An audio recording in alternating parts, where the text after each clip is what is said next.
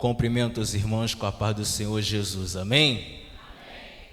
Me sinto muito feliz e honrado por estar aqui nessa noite. Meu tio, pastor Cristiano, me fez esse convite para estar ministrando a palavra de Deus nessa noite. Eu estou aqui com a minha esposa Fabiana Rodrigues Macário, Cecília Macário, e eu pertenço à comunidade messiânica Adora em Liberdade, pastor Éder Oliveira, e que Deus possa abençoar vocês com muita glória, com muita honra, e que vocês venham continuar sempre adorando ao Senhor nos dias bons, nos dias ruins, e que Deus possa abençoar o nosso pastor, o pastor Cristiano e toda a congregação em nome de Jesus. Amém? Abra sua Bíblia comigo, por favor, em Êxodo, capítulo 25, versículo de número 8. Êxodo, capítulo 25, versículo de número 8. Será o texto que vai ser a base do sermão nesta noite. Êxodo, capítulo 25, versículo 8.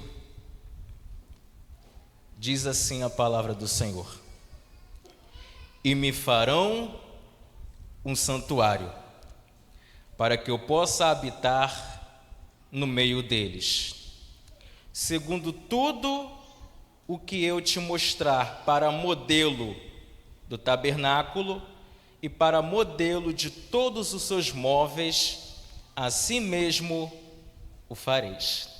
Pode se assentar em nome de Jesus.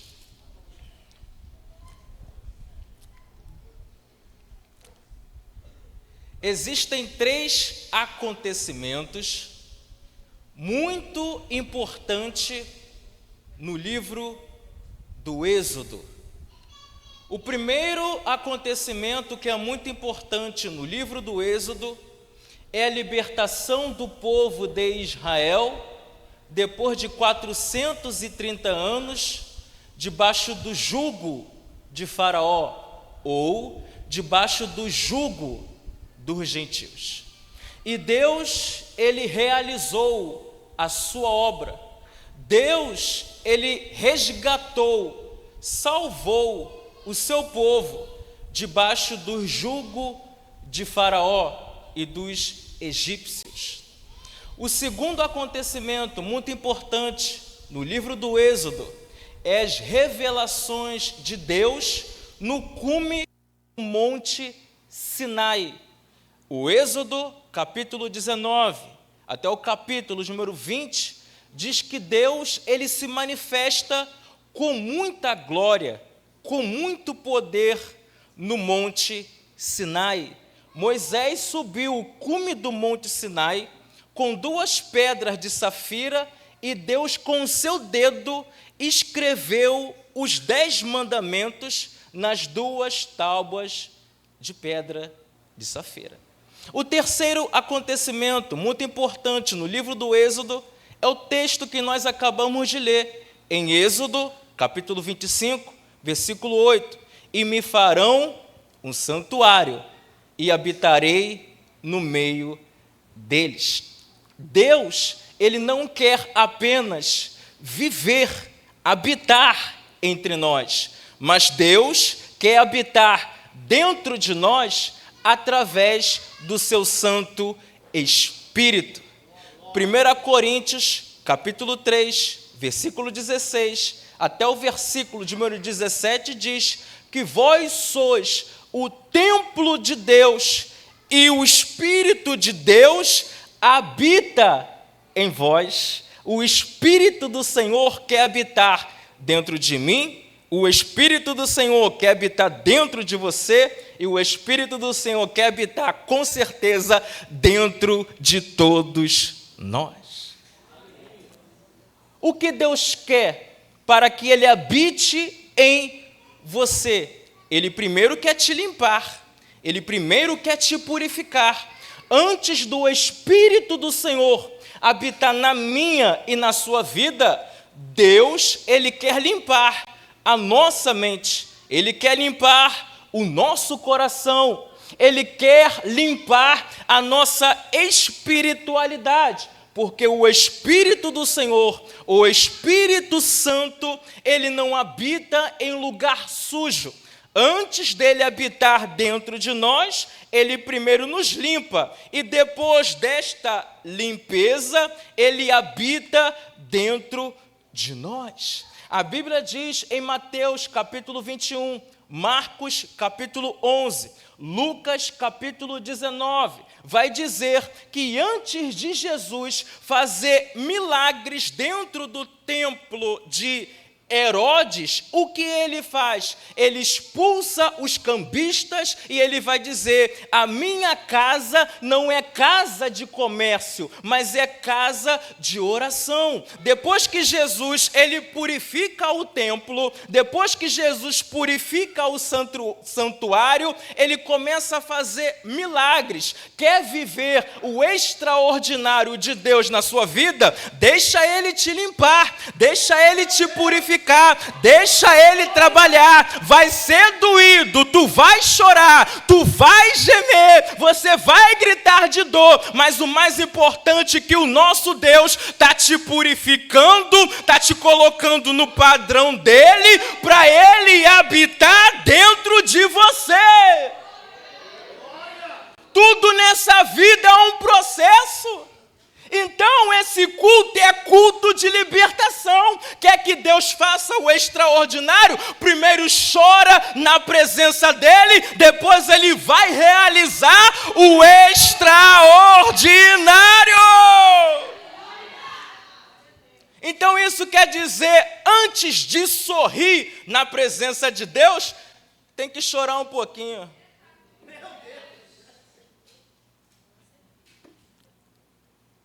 Sabe o que eu acho? Algumas pessoas ficam não aceitam essa mensagem que eu ensino. Mas eu falo, tem Eclesiastes 7. Muito mais importante do que sorrir é chorar. Muito mais importante de ganhar coisas de Deus é perder. Porque a gente não adquire experiências na presença de Deus sorrindo. A gente adquire experiências na presença de Deus chorando, sofrendo. A gente vai amadurecer na presença de Deus, não é através do sorriso, não é através de um banquete, mas é chorando. Enquanto você chora, Ele te amadurece na presença dEle. Porque é muito melhor do que ir em uma festa, é melhor ir a um sepulcro. Porque a festa a gente vai se alegrar, mas no sepulcro, alguém sendo enterrado, a gente vai refletir. Um irmão se foi, mas vai ter um dia que eu também vou ir. Jó vai dizer: tu és louca, mulher, aceitastes o bem, mas não quer aceitar o mal? O Senhor me deu, o Senhor tirou, eu saí nu do ventre de minha mãe e é nu que eu tornarei para lá de novo. Está chorando? Dê glória a Deus. Está se alegrando? Dê glória a Deus. Perdeu? Deu glória a Deus. Ganhou? Dê glória a Deus.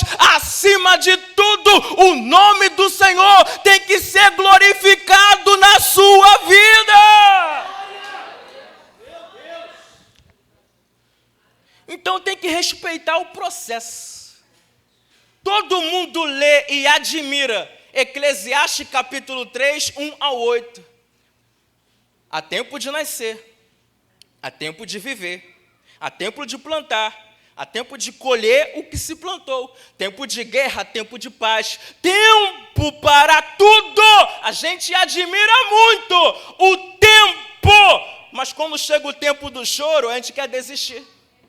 A gente quer parar, a gente quer estagnar, mas não para não. Adquire forças, adquire energias, para quê? Para dar continuidade à obra do Senhor. Salmo 30, versículo 5. O choro pode durar uma noite, mas a alegria vem de manhã cedo.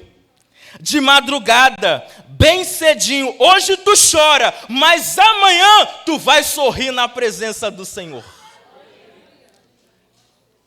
Então, o texto de Êxodo, capítulo 25, versículo 1, disse o Senhor a Moisés: fala aos filhos de Israel que me tragam oferta de todo homem cujo coração o move para isso. Isso significa o quê? Que Deus, ele faz um pedido, mas ele não força ninguém. Quer trabalhar no projeto de Deus? Trabalhe. Se você não quer, não atrapalhe quem está trabalhando.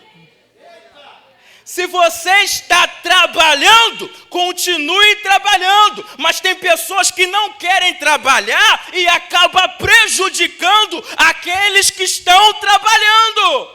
Mas aqueles que agem sempre na contramão daquilo que Deus quer, vai pagar preço, vai sofrer, vai ficar aflito, porque aqueles que vão contra a obra do Senhor, vai sofrer um grande juízo, vindo da parte de Deus. Então, já que você quer trabalhar, trabalha. Já que você quer ofertar, oferte. Já que você quer dizimar, dizime.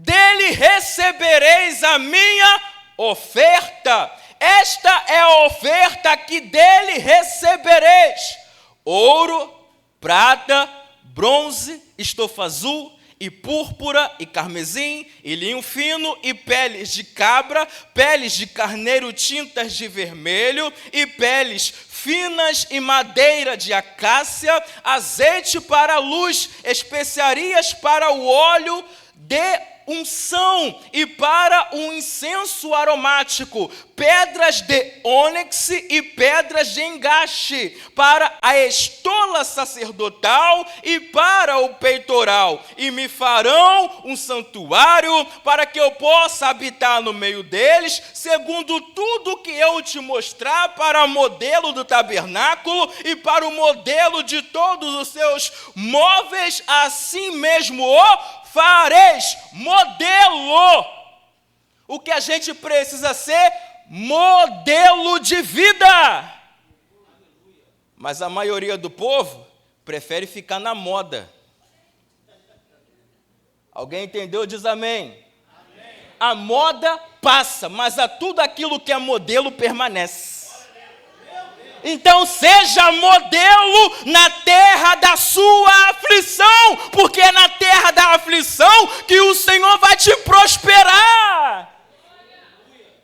Ananias, Misael e Azarias, em Daniel capítulo 3, eles podiam muito bem se inclinar a adorar a estátua de ouro de Nabucodonosor, mas eles manteram o modelo: não vou adorar a imagem que Nabucodonosor levantou. Eles decidiram colocar em seu coração a não se inclinar à idolatria, foram levados para a fornalha, e alguém lá dentro estava passeando no meio do fogo, juntamente com Ananias, Misael e Azarias, Sadraque, Mesaque e Abidnego. Você pode até renunciar à vontade de Nabucodonosor. Nabucodonosor pode te colocar na fornalha, mas quem está contigo na fornalha é maior do que Nabucodonosor, é maior do que a estátua de ouro que Nabucodonosor levantou. Então, mantenha-se sendo modelo de vida. Daniel, capítulo de número 1, se eu não me engano, versículo 8, Daniel colocou em seu coração em não se contaminar do manjar do rei. A gente vê Jeremias entre o povo de Judá. Jeremias, ele está profetizando, mas ele não se corrompe com os pecados do povo de Judá. Ezequiel está na beira de um rio chamado Quebar. Ezequiel capítulo número 1. Ele está na beira do rio, ele está na Babilônia, ele está longe da sua pátria, mas ele é modelo, ele não está na moda. Então a gente precisa ser modelo. Aquilo que o Senhor pediu para tu ofertar, oferte. Porque tem pessoas ofertando aquilo que não vale nada para ela. Eu vim aqui lhe dizer, se não tem valor para você, também não tem valor para Deus. Deus vai receber aquilo que você dá quando tem importância para você. Quando tem importância para você e você coloca no altar do Senhor, Deus recebe esta adoração. Senhor, é pouca. Senhor, é o mínimo. Mas esse mínimo, esse pouco, me chama muito a atenção. Senhor, eu quero te dar de coração, porque aquele que é fiel no pouco, também será fiel no muito. Então dê o seu melhor para Deus. Em Êxodo capítulo 25, versículo 8, me farão um santuário para que eu possa habitar no meio deles. E Yohanan, João capítulo 1, versículo 14, e me farão um santuário e habitarei no meio deles. É a mesma analogia que está o quê? Em Êxodo capítulo 25, versículo 8. O verbo se fez carne e tabernaculou entre vós, e vimos a sua glória como a glória do unigênito do Pai, cheio de graça e de verdade. Quando a gente vê Êxodo capítulo 25, versículo 8, quando a gente faz analogia com o Evangelho de João, capítulo 1, versículo 14, o santuário que Moisés levanta para o Senhor, depois de Deus mostrar para ele o santuário nos céus, Deus vai dizer, faça uma cópia na terra. Sabe quem é esse santuário? A tipologia? É o Messias. João 1,14. Então, todas as escrituras, de Gênesis a Malaquias, aponta para o Mashiach, o Salvador, o Redentor da humanidade. Apocalipse 21, versículo 3, vai dizer o quê? Eis aí o tabernáculo de Deus entre os homens, e o Senhor habitará com o seu povo. Êxodo 25, versículo 8, Moisés faz um santuário com a oferta do povo. João, capítulo 1, versículo 14, vai dizer que o verbo tabernaculou entre nós e vimos a sua glória como a glória do unigênito do Pai. E Apocalipse 21, versículo número 3, o santuário de Deus está habitando com o seu povo. Sabe o que o Senhor quer? Ficar entre nós. Mas Ele não pode ficar entre nós e dentro de nós a gente sujo, a gente imundo, a gente profano, na iniquidade, na sujeira. Quer que o Senhor habite em você? Ele primeiro vai fazer uma purificação mental, vai fazer uma purificação nos seus sentimentos, na sua área espiritual. Aí Ele entra com provisão na sua história. A mulher encurvada, a mulher lá, ó, na sinagoga, todo dia na sinagoga, encurvada. Teve um dia que Jesus mudou o quadro da vida dela, tocou nela e disse, se endireite. E a mulher se endireitou. É isso que Deus quer fazer. Através das suas constâncias no templo, no santuário, você está torto, não está? Mas continua orando, continua jejuando, continua lendo a palavra, continua subindo o monte, mas vai ter um dia que você vai andar corcundo, mas quando o Senhor bater de frente com a sua história, tudo aquilo que está torto, o Senhor vai endireitar. Adão comeu do fruto proibido. Gênesis capítulo 3. Ele come do fruto proibido. Sabe o que eu acho mais interessante? Que aquilo que a gente pode tocar, a gente não quer. Mas aquilo que é proibido, a gente está doidinho para tocar. A gente está doidinho para comer. Porque os nossos olhos é muito atraído por aquilo que é proibido. Eu quero, eu desejo, eu almejo, eu quero. Tá bom, já que você quer aquilo que é proibido, segura as consequências ruins que vai surgir na sua vida. Adão comeu do fruto proibido. O homem Adão, que foi o quê? Atraído pelos olhos e enganado pelo coração. O olhar atrai, o coração engana. Adão e Eva comeram do fruto proibido. Ló, em Gênesis capítulo 13, versículo 10, vai dizer que Sodoma e Gomorra é como se fosse as terras do Egito, quando se entra em Zoar, terra bonita, terra bela, mas o lugar profano, é amargo, é abominação. Mas Ló foi para Sodoma e Gomorra. Sansão, Juízes capítulo 16, ele foi enganado por Dalila, ele foi atraído pelos olhos e enganado pelo coração. O olhar atrai, o coração engana. Segundo Samuel capítulo 11, ô mulher bonita, ô Betseba, ô mulher maravilhosa. Eu acredito que alguém estava lá dizendo, olha só, ela é formosa, é bonita, mas não é tua não, tá? É a mulher de Urias. Urias foi para a guerra, havia um palácio, não apenas cobiçou Betseba, mas ele se deitou com ela, engravidou ela, colocou o marido de Betseba na frente da guerra sozinho e ele morreu. E Davi cometeu um adultério e um homicídio, porque foi atraído pelos olhos e enganado pelo coração. Mas eu venho aqui lhe dizer, nessa noite, se você está sujo, o Senhor está aqui para te purificar, para te purificar, para te purificar. Isso é libertação. Isso é libertação. Quantas partes o tabernáculo tem? 3. Pátio, lugar santo e santo dos santos. Evangelho de João 14. Vai dizer o quê? Disse Jesus, eu sou o caminho, a verdade e a vida. Ninguém vem ao Pai, senão por mim. Apontando lá para o tabernáculo, o santuário da adoração. Quantos móveis tem no pátio? 2, o altar do holocausto e a pia de bronze. Quantos lugares possui no lugar santo? 3, o altar do incenso, o candelabro e a mesa dos pães. Quantos móveis possui no lugar santíssimo? 1, a arca da aliança.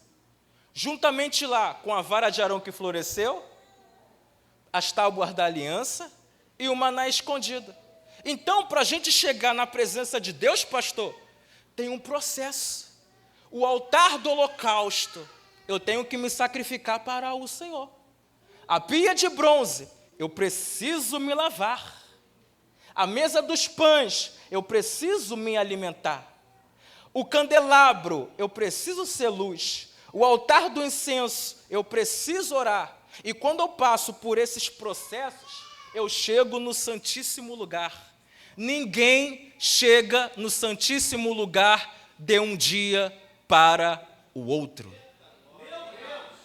Tem que passar pelo processo. Quando eu sacrifico a minha carne, quando eu me lavo, quando eu me alimento, quando eu sou luz, quando eu oro, eu passo a estar apto para entrar no Santíssimo Lugar. E no Santíssimo Lugar eu vou ver a presença. Eu vou comer do maná escondido. Vou observar os mandamentos do Senhor. E sabe o que vai acontecer com o meu ministério? Assim como aconteceu com a vara de Arão, vai florescer, vai florescer, vai florescer e vai brotar amêndoas. Então tudo é um processo e eu preciso respeitar. Se é tempo de cativeiro, cativeiro. Se é tempo de receber as revelações de Deus no monte, vamos receber revelações de Deus no monte. Se é para construir aquilo que está no coração de Deus, vamos construir aquilo que está no coração de Deus. Então eu preciso respeitar esses processos. E posso falar uma coisa? Quem não respeita os processos precisa ser liberto. Porque isso também faz parte da libertação. Senhor, quero essa bênção aqui eu quero. Passa 2, 3, 4, 5, 10 dias, um mês, uma semana. Aí Jesus está demorando muito, hein? Aí Deus está demorando demais, hein? E aí, irmão? Tem paciência para esperar? Tem paciência para esperar a promessa do Senhor se cumprir na sua vida? Porque a gente quer bênção, mas a gente não quer pagar pela bênção. Esse é um dos nossos maiores erros. Sabe o que é isso? A libertação também, tá? Isso é libertação. E eu preciso entender isso. O tempo de Deus não é o nosso tempo. O nosso tempo é Cronos. O tempo de Deus é Kairos. Então a gente precisa analisar esses dois pontos. Aquilo que eu estou pedindo para Deus hoje não significa que Ele vai dar para mim amanhã. Pode demorar anos. Em Gênesis capítulo 12, quando Deus chama Abrão, ele tem 75 anos. Mas a promessa de Isaac só se cumpre na vida dele quando ele completa 100. Então ele esperou quanto tempo? 25 anos. Aí você diz, Abrão é maluco. Mas Abrão não é maluco. Ele tentou dar uma forcinha para Deus. E quando a gente dá forcinha para Deus, a gente quer arrumar problema para a nossa vida. Gênesis capítulo 16.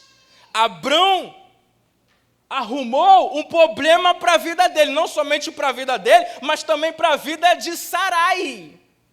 Um problema aconteceu, sabe por quê? Porque não respeitou o tempo Kairos. E eu preciso respeitar o tempo de Deus na minha vida. Eu preciso respeitar o tempo de Deus na minha história. Isso também é libertação, irmão. É libertação. Porque olhar para a vida do irmão, todo mundo quer. Mas olhar para a sua vida, você quer? Você quer olhar para a sua mente? Como está a tua mente aí? Você quer olhar para o seu coração? Como está teu coração aí? Podrinho, sujo, corrupto? Já deu uma olhadinha na sua espiritualidade? Como é que ela está? Porque 1 Coríntios capítulo 1 vai dizer, examine-se, pois, o homem a si mesmo. É para analisar a sua vida e não a vida dos outros. Isso é amadurecimento, tá? Porque a gente vê problema em todo mundo, mas problema na gente a gente não vê. Parece que a gente é Enoque. Sou tão santo, em breve o Senhor vai me arrebatar. Parece que a gente até é Elias. Daqui a pouco a carruagem vai vir aí, ó. Vai separar eu de alguém e o redemoinho vai me levar. Eita glória. Vou jogar a capa para quem? Vai ficar no meu lugar, quem vai assumir o meu ministério. Irmão. Imagine Deus abrindo aquele telão bonito, hein? E dizendo, está olhando tanto para a vida dos outros, mas tua mente está tão suja, está tão corrupta. Seu coração só tem mágoa, só tem inveja. A sua espiritualidade está pior do que o povo de Israel quando foi levado pela Babilônia, o cativeiro babilônico. Está muito sujo. E aí, irmão? Glória a Deus, deu uma cessada, né? Que coisa, não? Mas é assim mesmo, depois piora.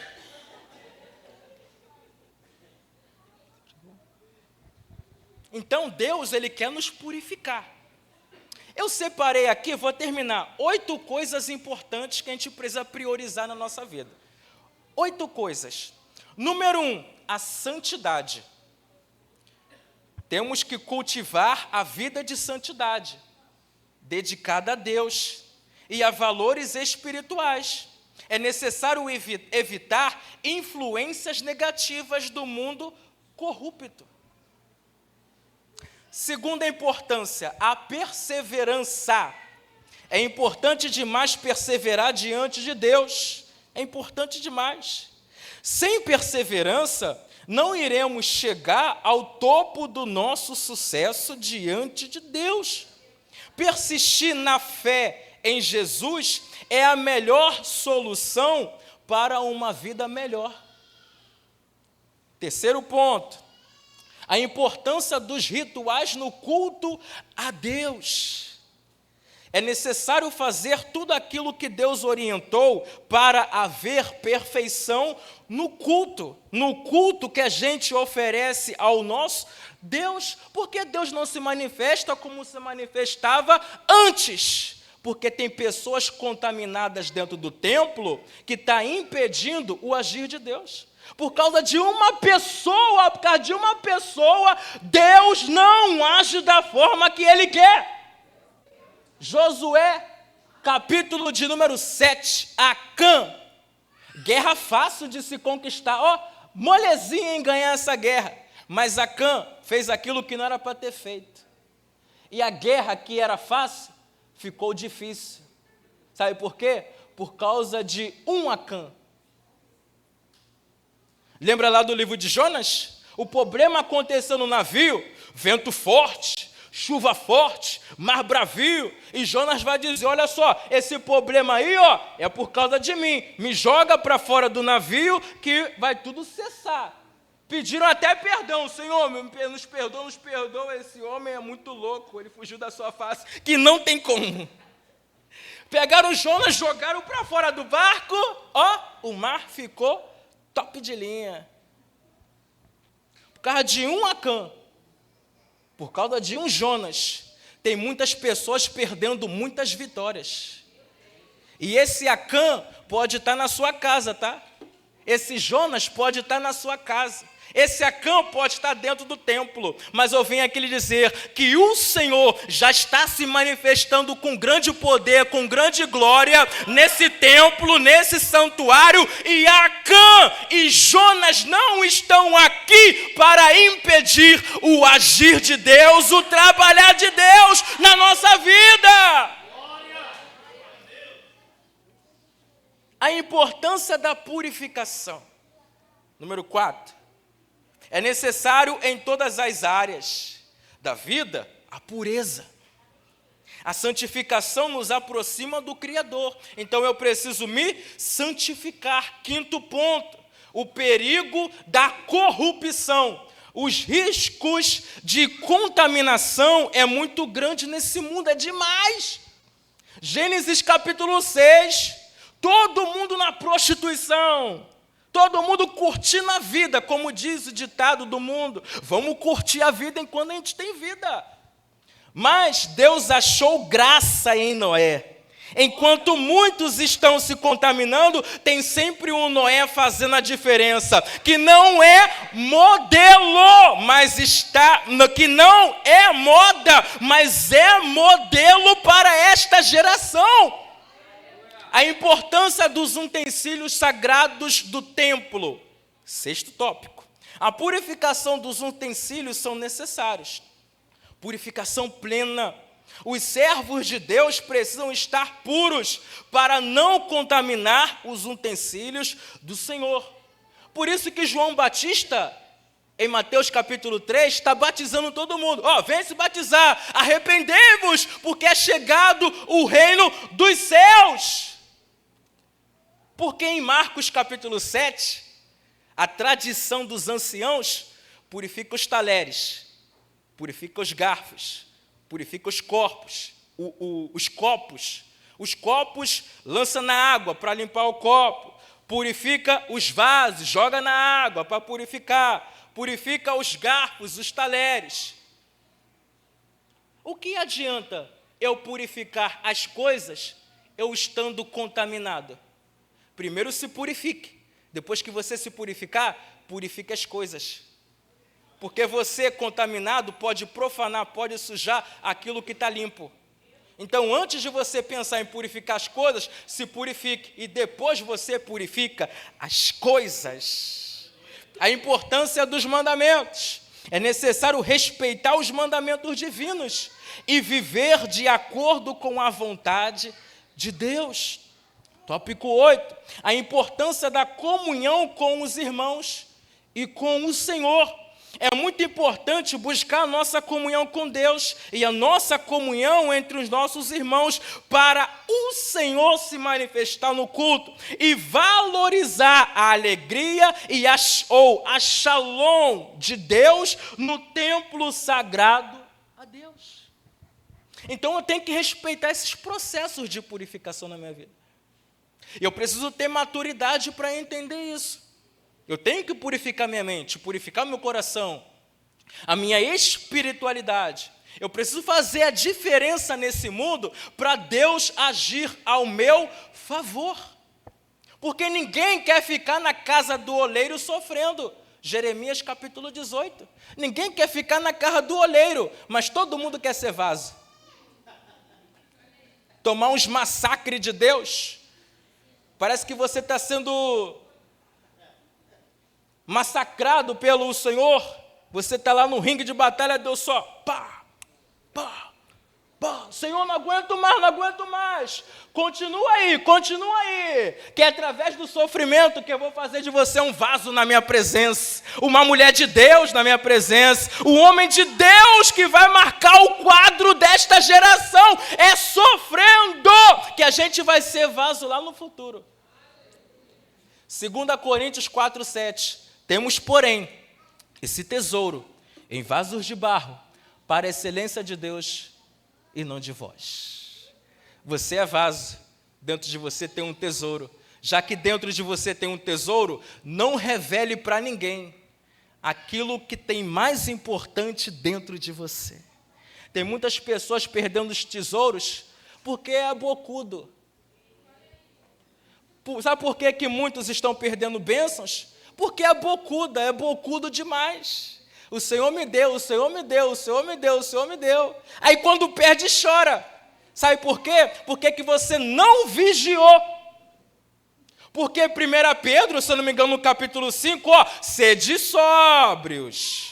O vosso adversário está ao nosso derredor, bramando como um leão. Se você não tomar cuidado, o tesouro que o Senhor colocou dentro de você, Satanás vai tirar.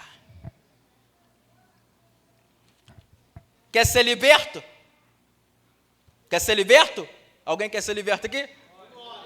Olha só, eu vou falar uma coisa aqui, parar para pensar. Libertação é todo dia, tá?